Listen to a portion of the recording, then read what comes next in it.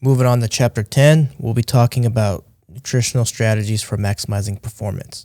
So within this lecture, I want you to keep in mind all the macronutrients that we just discussed in the previous chapter and looking now how we can maximize those, utilize those to get the greatest amount of performance out of our athletes.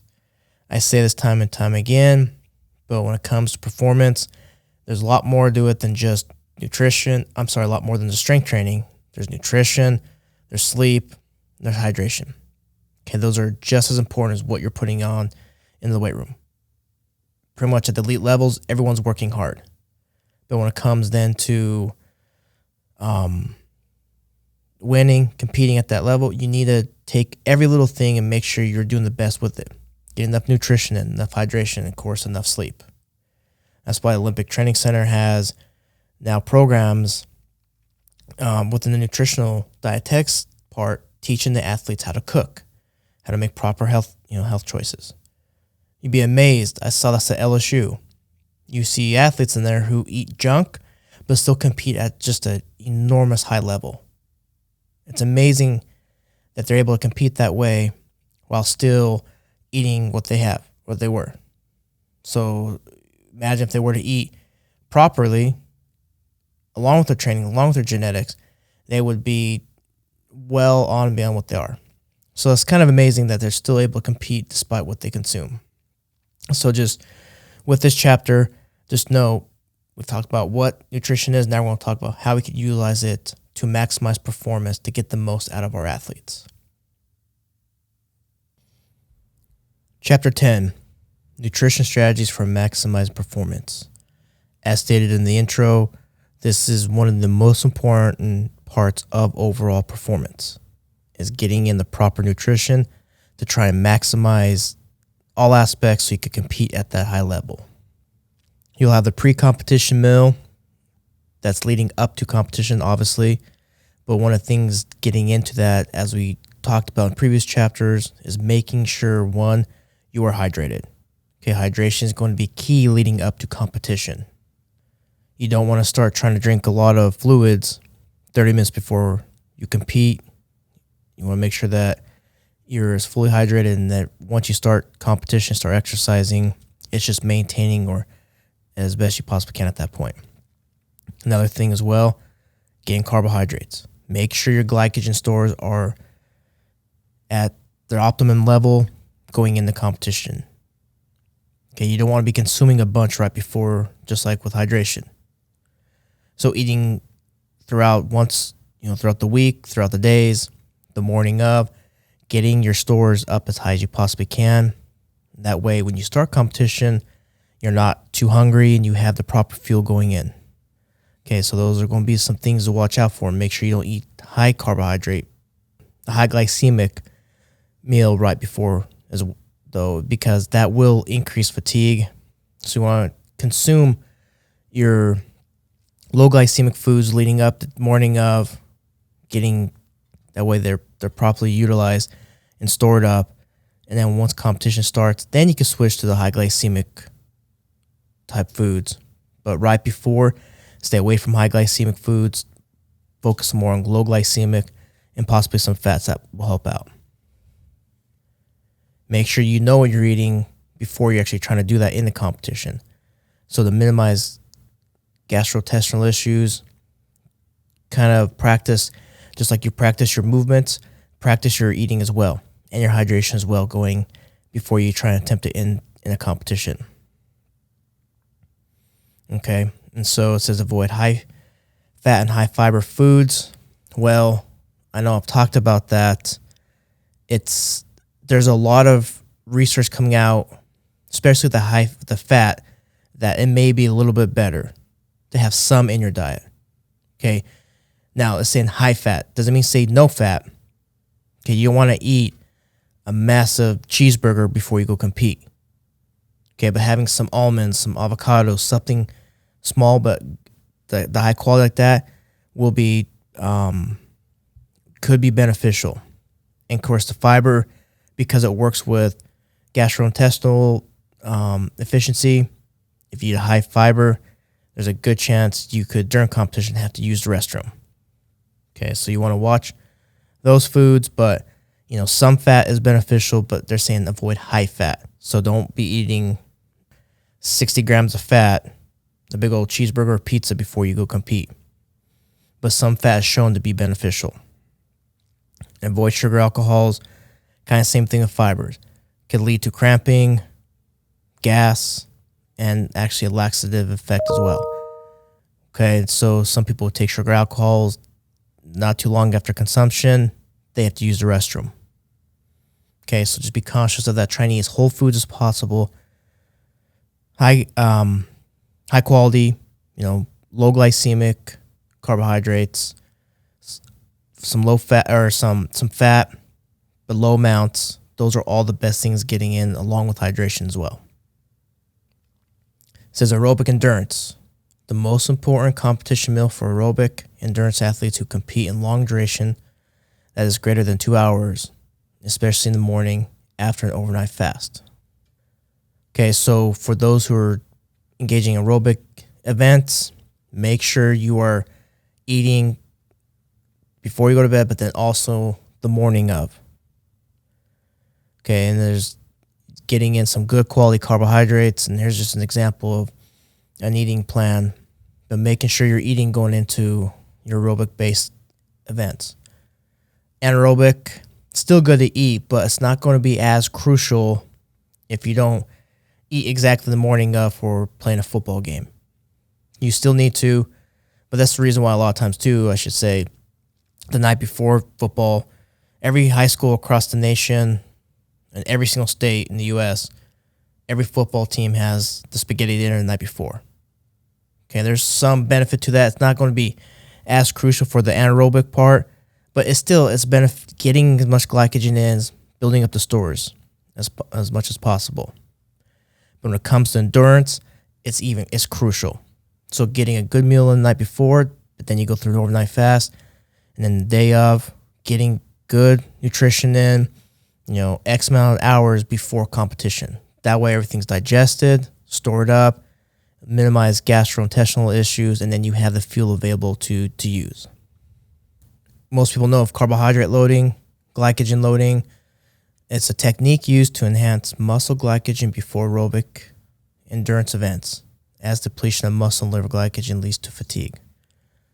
So a common regimen here, it says 3 days of high carbohydrate diet and concert with tapering exercise the week before competition and complete rest day before the event. So there's a couple different ways. A common one like right here is you basically eat a high carbohydrate leading up to the event, but you kind of start tapering it down the week before the event. A lot of people, what they'll do is they'll train all the way up, and then, a few days before the event, they will do a massive depletion exercise where they'll deplete all the glycogen as much as possible. And then from there, they'll go 3 days of training, but with zero carbohydrates and just fats and proteins, basically furthering the depletion. And then from there, they'll go about 3 days of almost 10 grams per kilogram of body weight of carbohydrate with no training, leading all the way up to the end of the day of competition. That's called a super compensation. Okay, but carbohydrate loading, there's different ways to do it, but nonetheless, the goal is to get those glycogen stores, muscle and liver as much as possible, stored up as much as possible. And we know research has shown that compensation or loading is done via depletion. So you got to somehow deplete the muscle and the liver before you can store it back up. And the magnitude and duration of the depletion coupled with repletion, well, I should say the magnitude and duration of the depletion will have an effect upon the repletion. So the harder and longer you deplete will then allow for greater storage availability. But nonetheless, this is something that's going to be really important for aerobic endurance, not so much for anaerobic. Okay, and this is not something you'll be doing every week type deal. This is leading up to, a major cycling race or running a marathon or some kind of endurance-based event that's not done every week. You wouldn't do this for like cross country runners because they're running, in high school, I think a couple times a week. I forget on that one. You wouldn't do this for football, soccer, those things like that. This is something where, you're training up for one event, every few months kind of deal. It says the primary purpose of the pre-competition meal is to provide sufficient fluid to maintain hydration and carbohydrate to maximize blood glucose and glycogen or store glycogen to satisfy hunger. And loading is an effective strategy to maximize glycogen storage, and it's common, and they've seen the best, up to 10 grams per kilo body weight during the loading period to get a really noticeable benefit. So if we're going to go through carbohydrate loading, make sure that you actually are eating way on and beyond what you normally do. That'll help out the best. During the event, this is proper hydration during competition is essential for performance. Athletes should hydrate themselves several hours before exercise to allow for fluid absorption and urine output before competing. During an event, it's good to, kind of like we've talked about with hydration in the previous chapter, but make sure that you have some glucose, some carbohydrate in the drink. That'll help with maintaining proper glucose and glycogen levels. They say 5 to 10%. Obviously, the longer and harder the event, the greater concentration of carbohydrates. And get some sodium, potassium in there as well. And that'll help out with fluid retention. It says, according to the American Academy of Pediatrics, children weighing 40 kgs should drink 5 ounces of cold water or flavored salted beverage every 20 minutes. And adolescents weighing 60 kgs should drink 9 ounces every 20 minutes if they do not feel thirsty. And remember, thirsty is not a good sign. Okay, when you're thirsty, you're already way past dehydration at that point. So it's good during competition to consume a cup or so. They say about 200 to 300 milliliters, which is roughly a cup. About 240 milliliters is a cup. So that about every 15 minutes, thereabouts. And that'll help out.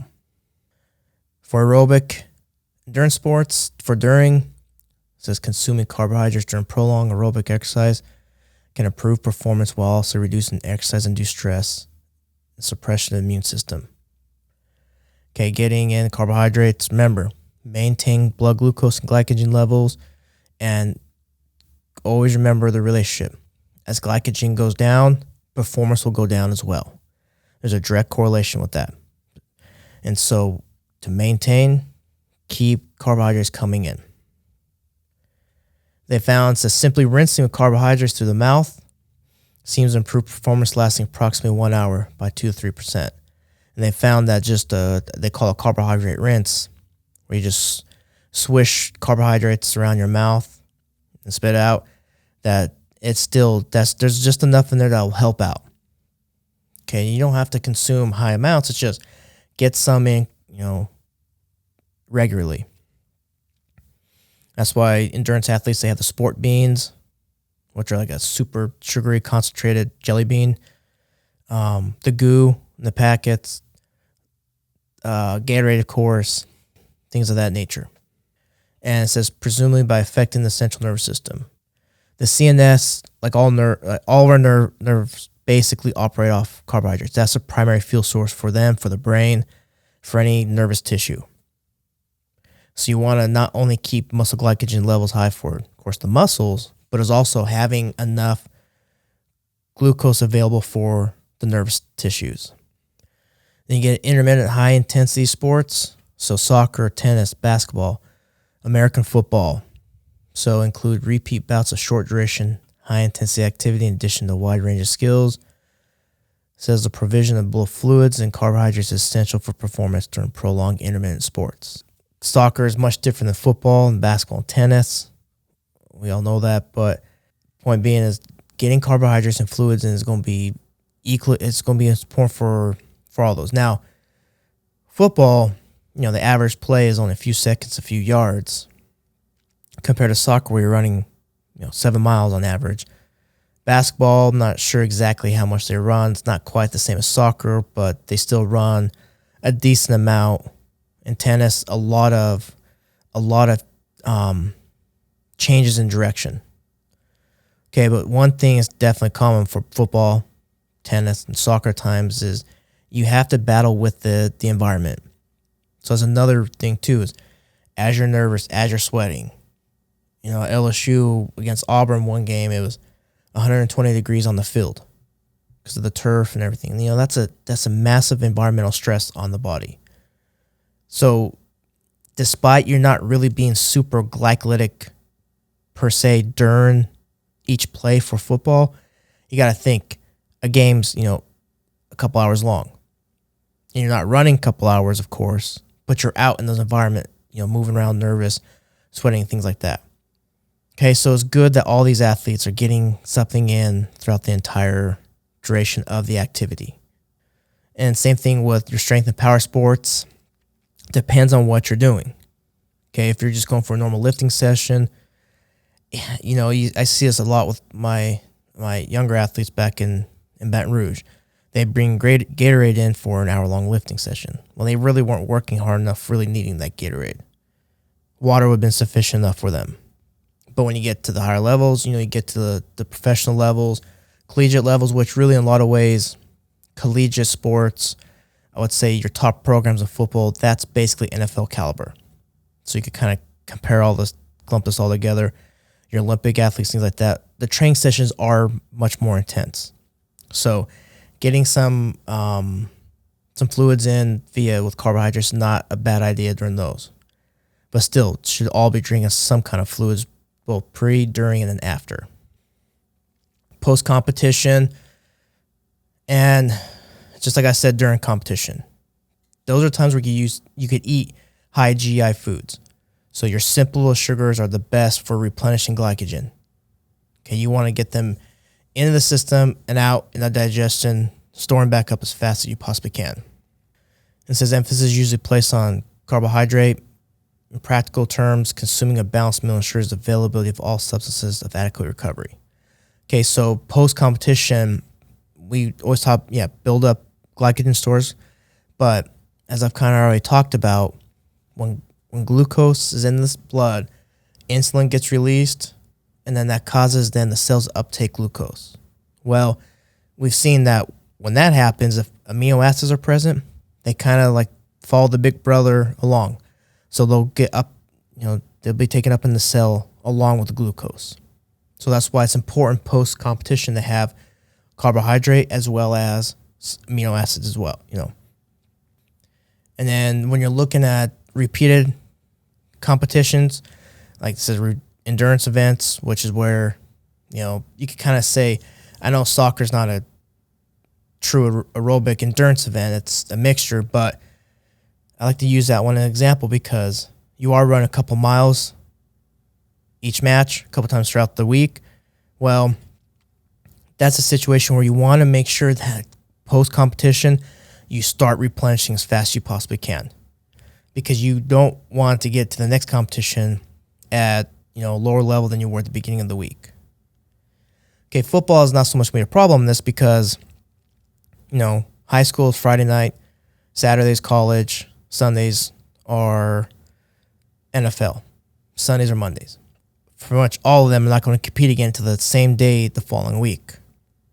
Okay, football might go Thursday, or they might go, have a Monday night game, they might go Thursday night, or that'd be the shortest amount. But for the most part, it's a week between next competition. So that gives you ample time to get your levels back up. But when you're talking about repeat exercises, it's important that they start replenishing right away because they don't have as much time sometimes to get back up to where they need to be. So post-workout, post-endurance events, make sure you start consuming right away protein and carbohydrates. It says glycogen synthesis occurs at a rapid rate when large amounts are available, 1 to 1.85 grams per kilo, and consumed immediately after exercise or competition, and at irregular intervals of 15 to 60 minutes thereafter for up to 5 hours. So super long, greater than 2 hour type endurance events, once you're done, you start replenishing and get the high amounts in there as well. You got high intensity intermittent sports. Fully replace some muscle glycogen before a subsequent bout. May prolong time until fatigue improve performance. So this high intensity intermittent sports can lead to some degree of muscle damage. It says consuming protein post-exercise helps decrease some markers of muscle damage. Okay, so there's another thing too. Consuming protein is helping to rebuild everything that was broken down, and that happens a lot for the higher intense activities. Same thing getting strength and power. Make sure you are getting enough protein in post-workout. And so you see both very similar, getting carbohydrates in, getting the high glycemic carbohydrates primarily immediately post-exercise.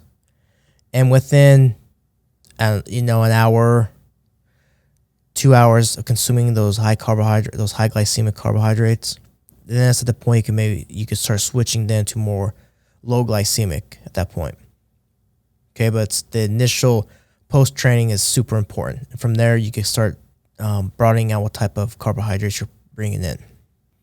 And they have concurrent training. Concurrent training is where you're doing back-to-back sessions of like aerobic and anaerobic, or two different types of sessions.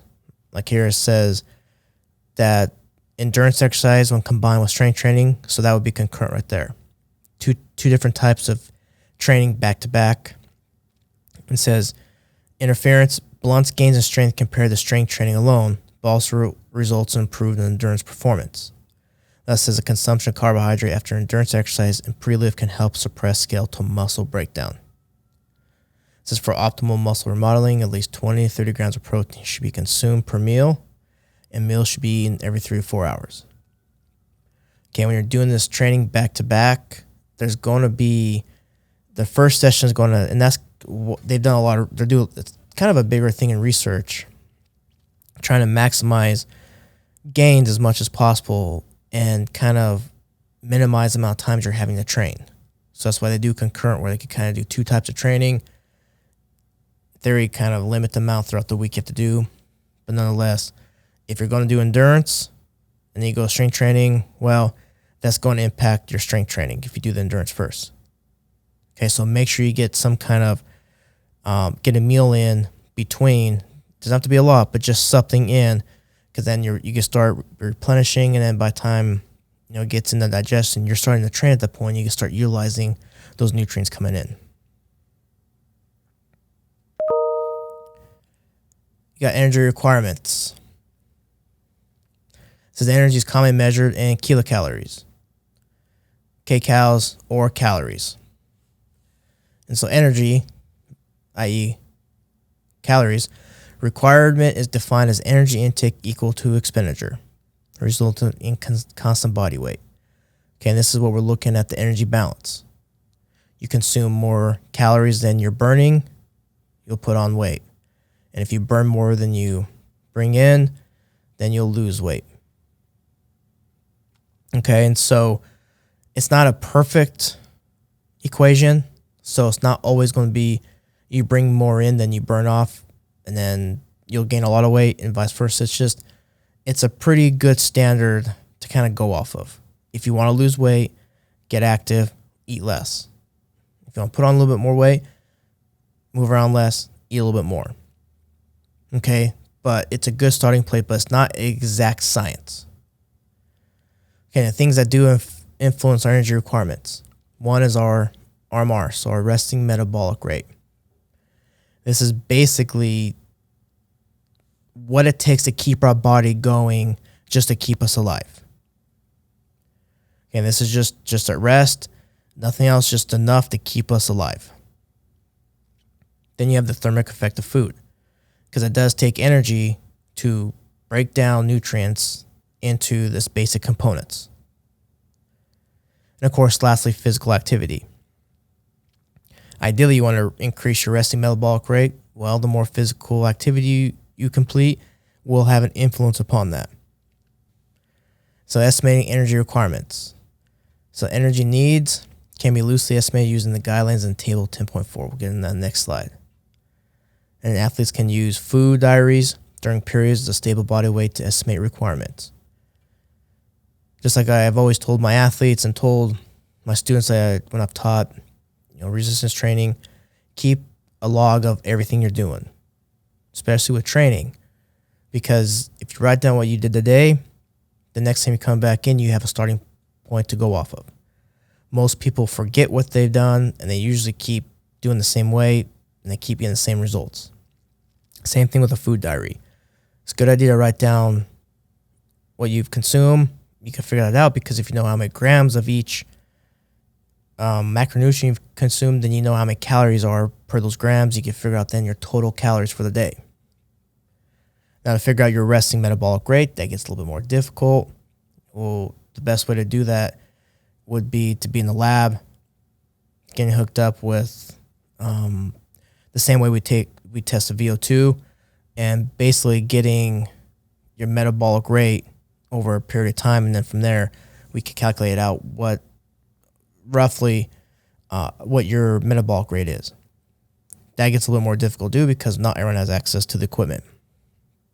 But you could use this kind of a starting off point right here, and you could look at male, female, and then what type of activity you do, and then how many kcals per pound or kcals per kilo. Gives you kind of a rough estimate here of what each activity level is going to be. Most people overestimate their activity, therefore they overestimate how many calories they need, and then from there, there's a reason why they could be putting on weight. The thing is, though, is make sure with this, if you want to lose weight, the best thing to do is to cut calories out. It's much easier to cut calories out per day than it is to increase energy expenditure via physical activity. However, you don't want to cut too few calories or too much calories out because the body's so finely controlled that if you take out too many calories, it starts to kind of shut down a little bit, and it wants to preserve what's going on. So you actually won't lose as much weight. If you are losing weight with a severe caloric restriction diet, a lot of it's probably going to be protein, your muscle mass. So it's best to cut out small amounts of calories, start off with, increasing your physical activity, but you're better off to then kind of mash the calories to a certain point because you don't want to consume too little because, like I said, your body will start becoming self-catabolic and not in a good way, eating the muscle mass. And if you consume too few calories, then your workouts are not going to be what they need to be. Okay, so this is why it's important to see professionals about this, get guidance, and it will help out kind of knowing the plan of attack for these. So looking at body composition for weight gain, it says off season is a time to focus on gaining weight. And that's if you need to, okay? During season, it's really hard to, just because of the amount of training, the traveling, all that, it's hard to put on weight. But if you're needing to put on weight, off season is the time to do it. And it says consume approximately 500 additional calories per day. So it's kind of, you don't want to eat too much once again because you don't want to put on too much weight. But a good way to get that extra calories in is eat more protein. To put on that, it says 1.5 to 2 grams kilo per body weight per day. So that's a little over, about 2 grams per kilo is kind of roughly 1 gram per pound of body weight. You can even go up a little further than that, and that will then help out. There's your extra calories, but you're getting from a lean source. If you want to lose weight, fat loss, it says no difference between the amount of weight loss in the low carb as compared to low fat diet. And you will see this when you look at the research looking at weight loss on all the different diets. The common thing amongst all those diets is reason why a lot of them do work is not because they've taken out of macronutrients, because they've reduced calories. So that's the thing. If you want to lose weight, reduce calories coming in. Okay, and you gotta be careful with the carbohydrates, especially if you're an athlete needing the energy to keep training at a certain level. If you don't exercise, you work at a desk all day, cut carbohydrates at that point. Okay, the key is you don't want to lose weight though when you're dealing with fat loss from muscle. It says weight loss during dieting may come from muscle, and caloric restriction may decrease muscle protein synthesis. That's the biggest thing you see when you see people lose a lot of weight really, really fast. That's come from muscle, not necessarily from fat. Okay, the body wants to hang on to fat. That's a high energy compound. So it'd rather sacrifice itself as muscle to save, the high energy nutrition or nutrient fat. So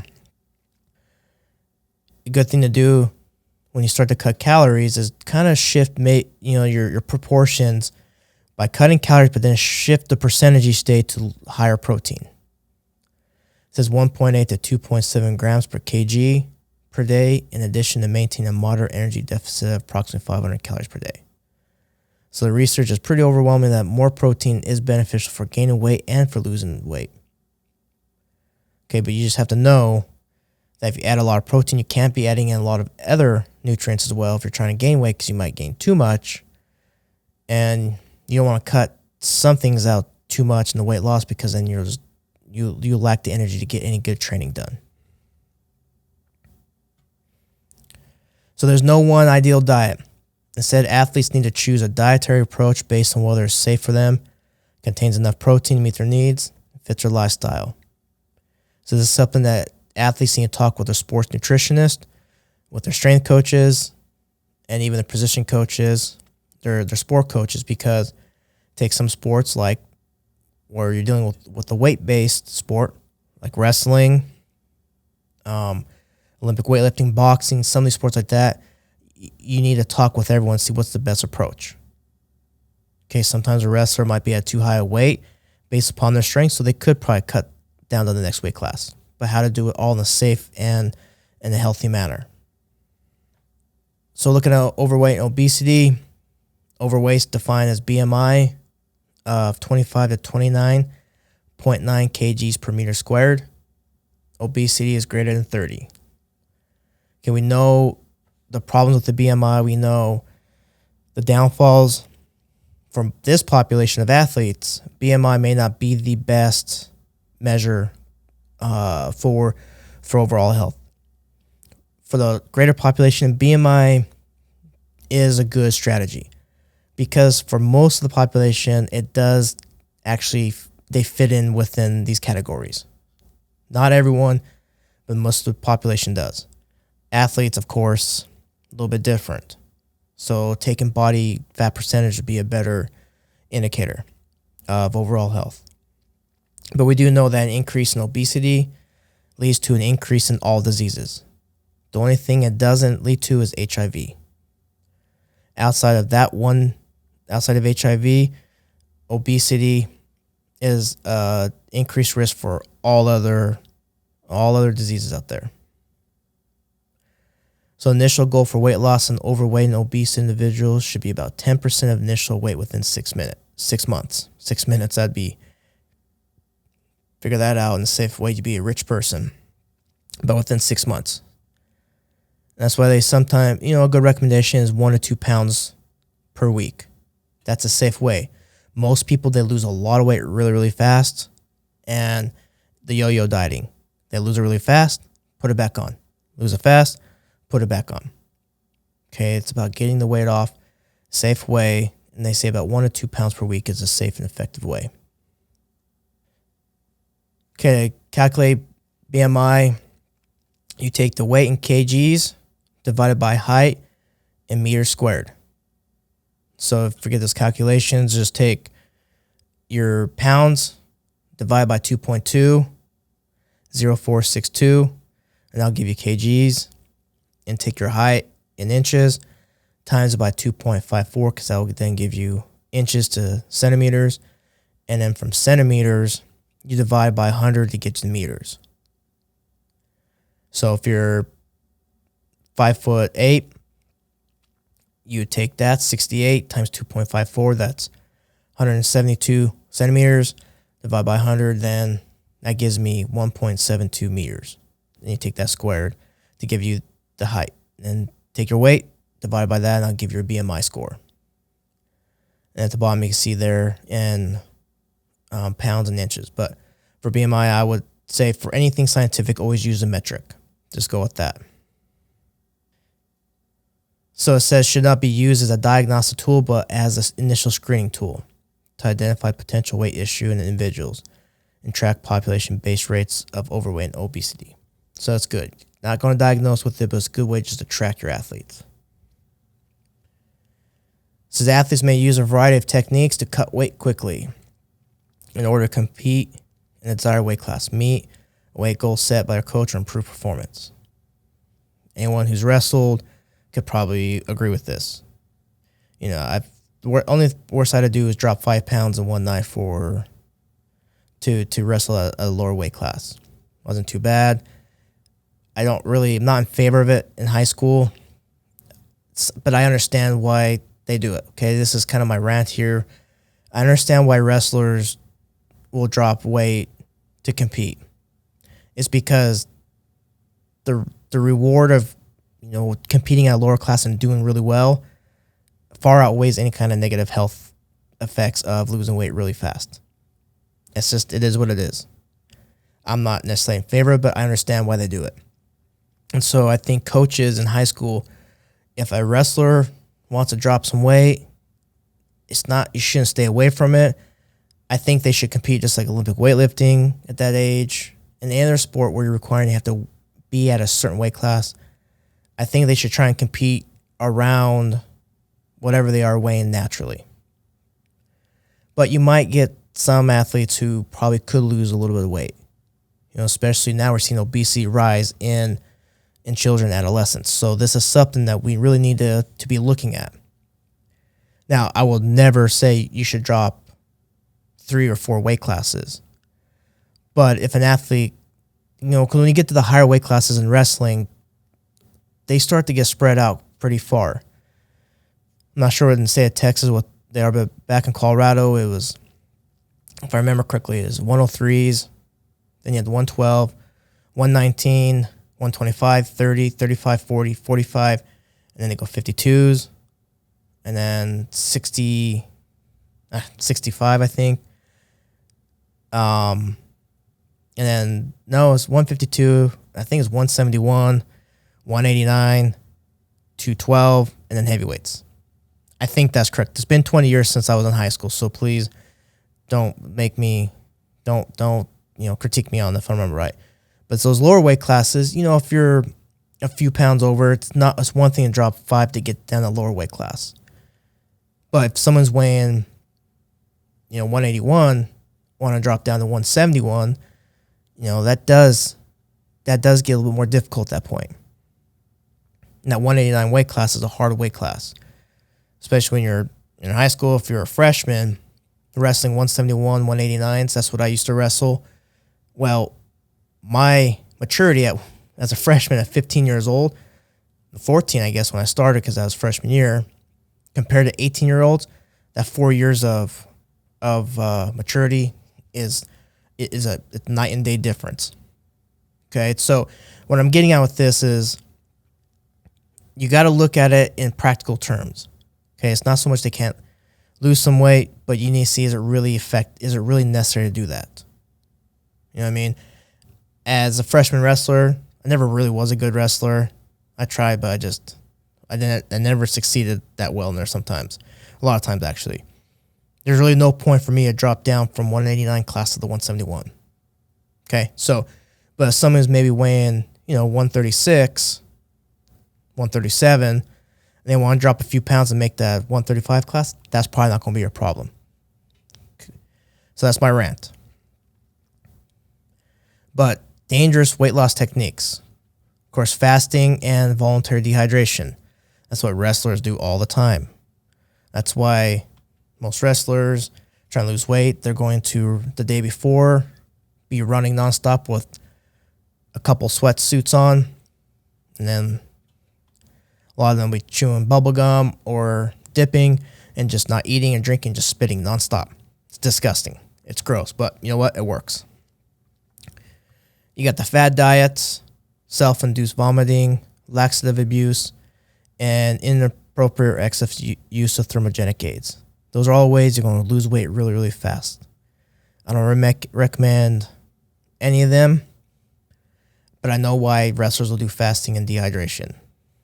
Okay, and so it's not, especially the problem is when you get those younger individuals that are growing, maturing, you're putting a pretty good stress on them, and it's not going to probably, to my knowledge, going to be any lifelong detriments, but it's not probably the best thing to be doing at that age at a very significant level. Couple pounds, one thing, but dropping 3 or 4 weight classes, which I've known guys to do, that's the problem right there. And then losing too much weight too quickly could result in a lot of other further issues. You can see a lot of them here. Extreme cases could be death. That would be a lot of weight loss months in, months out, kind of over the chronic period. Finishing up with eating disorders. You got anorexia nervosa.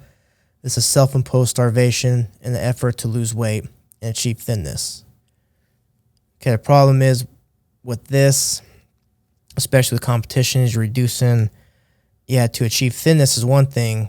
That's where a lot of people are, unfortunately will develop these disorders.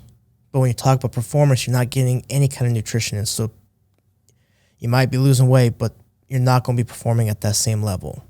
Because it really then throws, one, no nutrition, no calories, but then the stress of training with no then nutrition helping rebuild, it really starts putting in major negative stress on the body. And you can see all the different symptoms that will come along with developing anorexia nervosa. And you got binge eating disorder. This is repeated episodes occurring at least once a week for a period of 3 weeks. That is an uncontrolled binge eating, more food in a short period of time than most people would eat under the same circumstances. And then associated, to be diagnosed, to be termed this, needs more of the following. Eating more rapidly than normal, eating until feeling uncomfortable full, eating large amounts of food when not feeling physically hungry, eating alone because of feeling embarrassed by how much one is eating, feeling disgusted with oneself, depressed, or very guilty afterward.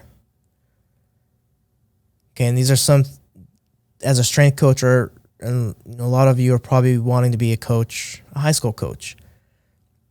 These are all things that you can't diagnose people with this, but it's stuff that you're going to hear your athletes talking about. A lot of these eating disorders. Okay, bulimia nervosa, bulimic. You'll hear athletes talking about this and anorexia, binging, all these things. So something, when you start hearing it, you need to be able to start to address it. Okay, for like bulimia, recurrent consumption of food in amounts significantly greater than what customarily be consumed in a discrete period of time, followed by episodes of purging. Then binging and purging occur at least once a week for a period of 3 months. People with bulimia nervosa feel lack of control over their eating during binge episodes. More likely to be normal weight as opposed to underweight, are unhappy with their weight and body and fear weight gain. And so you'll hear, like I said, as a coach, as a health practitioner, when you start hearing this, you need to start having a plan to help your athletes start to get the help they need. Okay, all these things are very detrimental. And so you'll hear them talk, you'll even start seeing some noticeable changes. Okay, when you start developing an eating disorder, you start to see changes in the athletes. So you need to find a way to get them help that they need. And then here is just some symptoms. Just go ahead and read over all these. You got avoidant restrictive food intake disorder. An eating or feeding disturbance that includes one or more of the following. Apparent lack of interest in eating or food. Avoidance based on the sensory characteristics of food. Concern about aversive consequences of eating. Then you got pica, eating nutritive substances for a period of at least 1 month. Substances may include clay, laundry starch, ice, cigarette butts, hair, or chalk. And then rumination disorder involves chewing, reswallowing, or spitting or regurgitating food. Okay, so once again, you won't be able to diagnose because that's not within your scope of practice. But the thing to remember is it's up to you as a strength and conditioning professional, and if you're going to be want to be a high school teacher and coach. You don't have to be a technical strength and conditioning coach, but maybe you're a sport coach. Okay, you're going to see this going on in your athletes, and you need to be aware of it so you can start getting the help that your athlete needs in order to combat these disorders. Because the thing I keep stressing, I know I said over and over again, safety is the most important thing. When you're in charge of anyone's lives, safety is always going to be the most important. Whether you're a strength coach for the NFL or the high school level, doesn't matter what you're doing, you're in charge of these people, so make sure their safety and well-being is always at the forefront. So if you start to see this, start addressing that to get them the help that they need.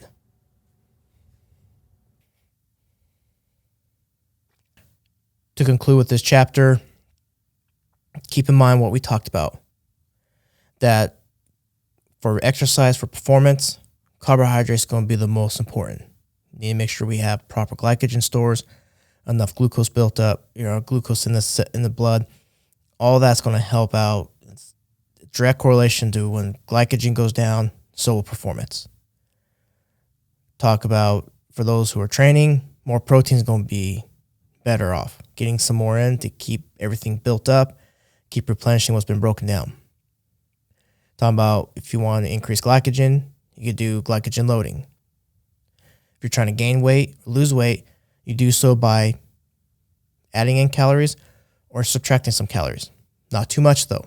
You don't want to become so caloric deficient, then you'll actually burn off, utilize more protein for fuel as opposed to losing the fat.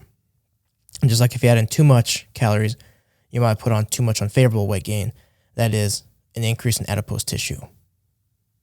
Okay, and remember the eating disorders we talked about, all the recommendations, and just know that as a strength coach and those who are going to be coaching in general, especially at the high school level, there's a lot of responsibilities. And actually most of you who will be coaching at the high school level will probably be the strength coach as well. So really pay attention to your athletes, knowing what they need. If there's any changes, things going on, how do we address that and get the help they need? Okay, so for this chapter, just know the basics for increasing performance. Macronutrient, hydration, timing of those, when, how much, all that to consume them, keep performance at that level that we need to be competing.